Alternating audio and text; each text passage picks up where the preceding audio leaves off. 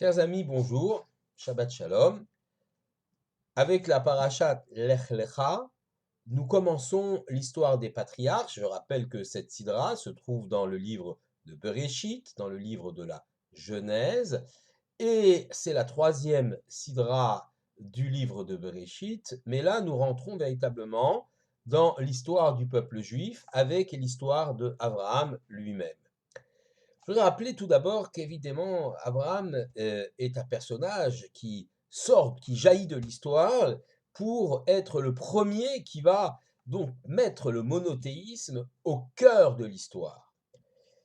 Rappelons que Abraham est né dans la ville de Ur-Kasdim, cette ville qualifiée de ville fournaise. Ur-Kasdim, c'est la fournaise dans laquelle Abraham va être jeté. Il naît dans une ville, une cité-État, celle du roi Nimrod, le même peut-être qui a construit la tour de Babel, ou peut-être un descendant. Abraham fut témoin d'ailleurs de cette édification de la tour de Babel, par rapport à laquelle il s'était d'ailleurs retiré. C'est un environnement totalement idolâtre dans cette civilisation naissante de la Babylonie. Pourtant, technologiquement déjà sophistiquée, puisque l'écriture existe déjà à cette époque-là, l'architecture, les cités sont déjà de taille respectable, et Abraham va faire donc un cheminement qui va l'amener à découvrir l'existence même du Créateur. De nombreux midrash nous rapportent les réflexions qu'Abraham a eues. Ces midrashim, ce sont des textes qui, rapportés par nos maîtres, viennent combler un vide, un manque, puisque la paracha Lech Lecha commence avec l'ordre donné par l'Éternel à Abraham d'aller vers le pays qui lui indiquera, le pays d'Israël. À ce moment-là, Abraham a déjà 75 ans. Toute la période qui précède, toute cette période de recherche, eh bien, nous est narrée par ces midrashim. Évidemment, ce qui est central dans cette sidra, c'est la parole que l'Éternel va porter vers Abraham. Mais pour bien comprendre ce dialogue et pour bien comprendre quel est le caractère particulier d'Abraham, il nous faut évidemment regarder plus en amont dans ces textes, ces midrashim, dans ces non-dits de la Torah, mais bien explicités par ces textes annexes. Il faut comprendre quel a été le cheminement d'Abraham. Beaucoup de religions, beaucoup de pensées prennent un personnage qui, à un moment donné de son histoire, a une révélation, une sorte d'illumination. Dieu lui a parlé. Ce n'est certainement pas le cas du patriarche Abraham. Toute sa vie est une quête, une recherche de vérité et de sens. Toute sa vie, il ne cesse de changer de croyance et de religion jusqu'à ce qu'il arrive à la découverte du monothéisme. Certains disent très tôt, à l'âge de 3 ans, d'autres parlent de l'âge de 40 ans. En tout cas, il y a une quête de vérité chez Abraham. Abraham n'est pas un prophète illuminé, ayant entendu une parole un jour dans un champ. Abraham n'est pas un personnage qui, par une révélation mystique, une vision, un rêve, a tout d'un coup découvert Dieu. Pas du tout. C'est un personnage qui a une démarche, une réflexion qui fait fonctionner son esprit, une réflexion logique, une démarche quasi scientifique qui l'amène à éliminer les hypothèses qui sont pour lui inexactes, comme le polythéisme, mais aussi les hypothèses telles que l'athéisme, pour arriver à l'idée qu'il y a un créateur unique. Le polythéisme, à multitude des dieux, cela n'est pas possible. Abraham comprend très vite que les dieux de pierre et de bois que se sont fabriqués les hommes ne sont que le reflet des désirs et des passions de ces mêmes hommes. Les dieux ressemblent aux hommes car ils sont issus de l'imagination des hommes.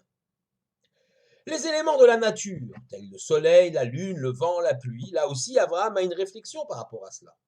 Très vite, il comprend que ces éléments de la nature sont des phénomènes naturels, pris dans un cycle, et en aucun cas, ni le soleil, ni la lune, ni le vent, ni les nuages n'ont une quelconque conscience ou une quelconque essence divine.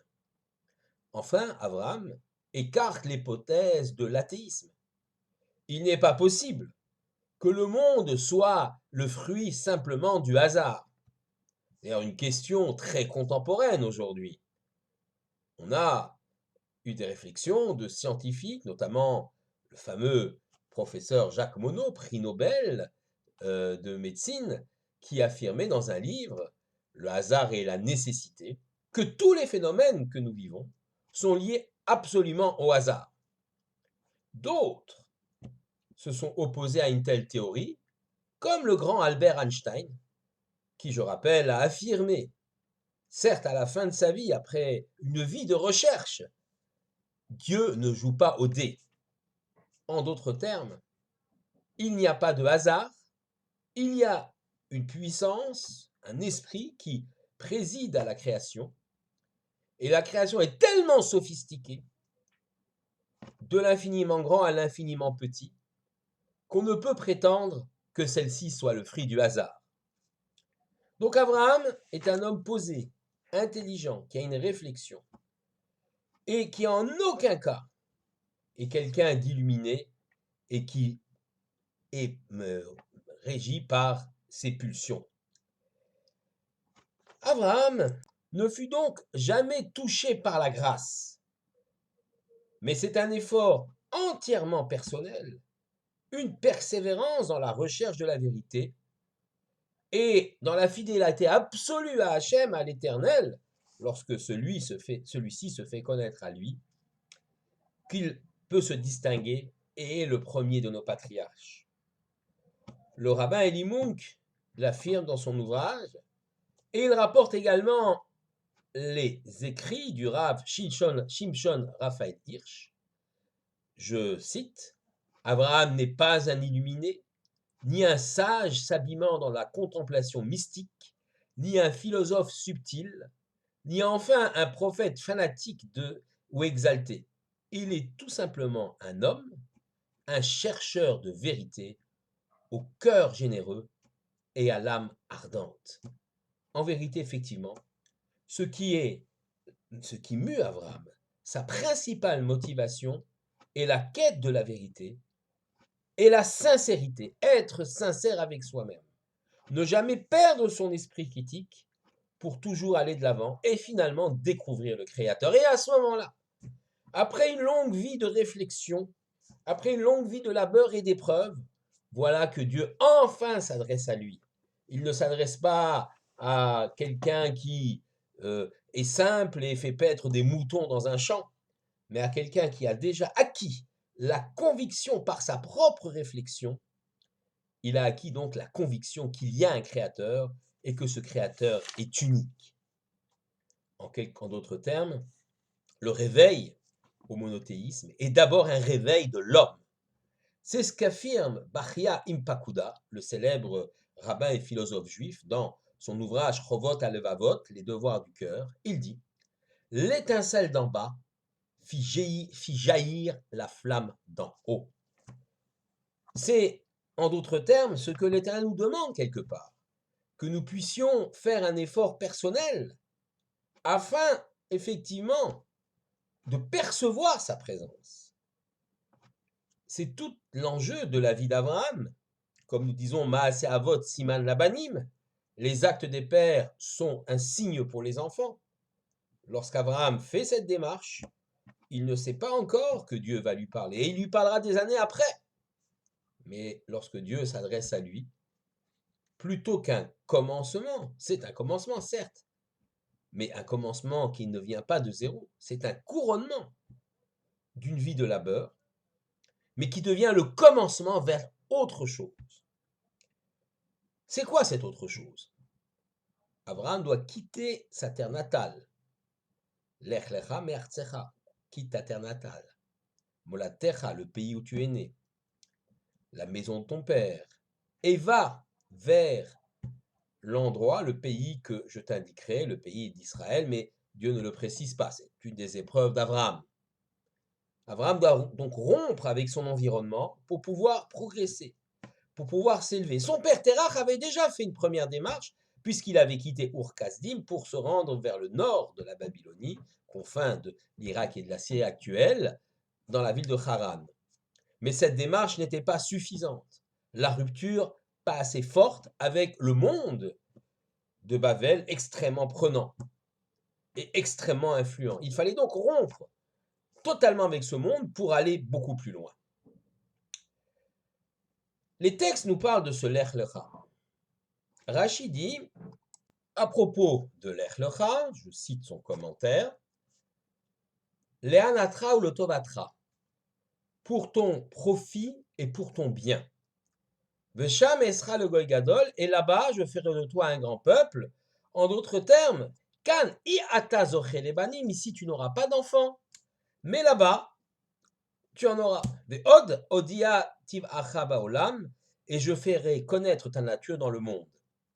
Pour Rashi, la démarche de quitter le lieu natal et de se diriger vers Israël est une condition indispensable au développement d'Abraham, à l'engendrement d'une postérité, à la création donc du peuple juif, et également à une diffusion très large des idées monothéistes dans le monde. Je voudrais vous livrer un autre commentaire, celui du Rav Shlomo Yosef Zevin, dans son ouvrage La Torah Vela Moadim. Ainsi il s'exprime, Katuv Asfarim, il écrit dans les livres, Lech Lecha, va pour toi, c'est ainsi qu'il faut traduire, il n'a pas dit seulement Lech, Abraham lui a dit Lech Lecha, va pour toi, les Atzmutecha, vers ce qui fait ton essence.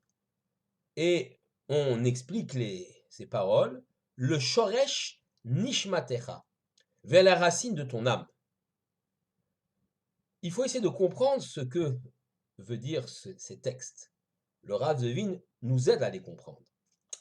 En effet, chacun d'entre nous a une neshama, une âme, a une essence, avec une potentialité immense. Et c'est cela qu'on nous demande de faire. Lech Lecha doit se lire non pas va pour toi, comme disait Rashi, c'est une première vision des choses, mais on pourrait le comprendre, Lech Lecha va vers toi. Qu'est-ce que ça veut dire va vers toi? Va vers ce que tu es réellement. N'hésite pas à exploiter toutes les potentialités qui restent dormantes.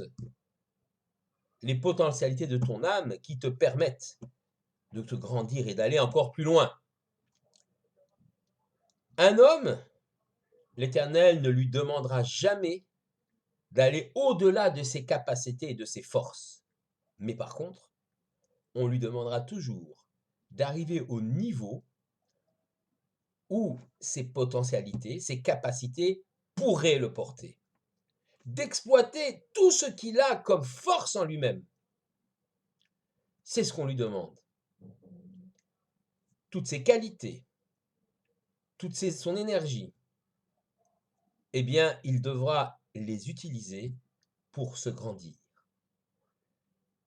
C'est ainsi que dit le passouk dans Kohelet, l'Ecclésiaste, je cite, Kol asher timsa yadecha la'asot bekochacha assez. Tout ce que ta main trouvera à accomplir avec ta force, fais-le. On ne nous demande pas d'aller au-delà de ce que nous sommes capables, mais on nous demande, la Torah nous demande, l'Éternel nous demande, d'aller au-delà, au bout de ce que nous sommes capables d'accomplir, et nous sommes capables d'accomplir beaucoup de choses. Ça ne veut pas dire, ce verset de Kohelet, que on doit faire simplement ce que notre cœur nous dicte, mais ce que nous pouvons être capables de faire et d'accomplir pour nous grandir. Il y avait un grand tzaddik, un grand Rav, un maître de la Chassidoute, Rav Zusha de Anipoli, frère du non moins célèbre Rabbi Elimelech de Lizensk. Nous sommes ici chez les élèves du Maguid de Mezrich, lui-même élève du Baal Shem Tov. Le Rabbi Zusha d'Anipoli avait l'habitude de dire, si dans le monde de vérité, après 120 ans, lorsque je vais mourir, eh bien, on me demande pourquoi n'as-tu pas été, pardon, à la hauteur du Baal Shem Tov, le maître de ton maître. Si on me demande cela, je ne craindrai rien. Je leur répondrai à mes juges, mais qu'est-ce que vous me comparez, moi, Zusha, au grand Baal Shem Tov? Et si on me demande pourquoi n'as-tu pas été à la hauteur de ton maître, le Maguide de Mezrich? Eh bien, je répondrai, mais qui suis-je, moi, pour que vous me compariez au Maguide de Mezrich? En aucun cas, je ne serai à la hauteur du Maguide de Mezrich. Mais de quoi alors j'aurais une crainte? Eh bien, si on me pose la question, Zusha, pourquoi n'as-tu pas été simplement Zusha? Tu aurais pu être à la hauteur de Rabbi Zusha. Là, cette question, je vais la craindre. Peut-être n'ai-je pas exploité toutes les forces et les potentialités que l'Éternel a mis en moi-même. Et là, évidemment, cette question est une question profonde et importante. Abraham est donc un exemple pour chacun d'entre nous. Comme on dit, Maase Avot Siman Labanim, dans Bereshit Rabbah, les actes des pères sont un signe pour les enfants. Tout ce que les pères ont fait trace un chemin, un sillon pour les enfants. C'est pourquoi Dieu a parlé en premier à Abraham et lui a dit, Lech Lecha, va vers ce qui est ton essence même, et tu ne pourras l'accomplir qu'en bougeant d'ici, en partant et en allant en Israël. Mais cette alia physique, cette montée en Israël, doit obligatoirement s'accompagner d'une alia spirituelle, c'est-à-dire d'une recherche de ce qu'il y a de plus profond en toi-même et d'une utilisation de toutes les capacités et les forces que l'Éternel a mis en toi pour réaliser de grandes choses et te grandir. Ce qui a été demandé à Abraham, c'est-à-dire d'être Abraham, nous s'est demandé à nous, à chacun d'entre nous, d'être nous-mêmes et donc d'être capable d'utiliser toutes les capacités et les forces et les potentialités que l'Éternel a mis en nous pour nous grandir. Shabbat Shalom à tous.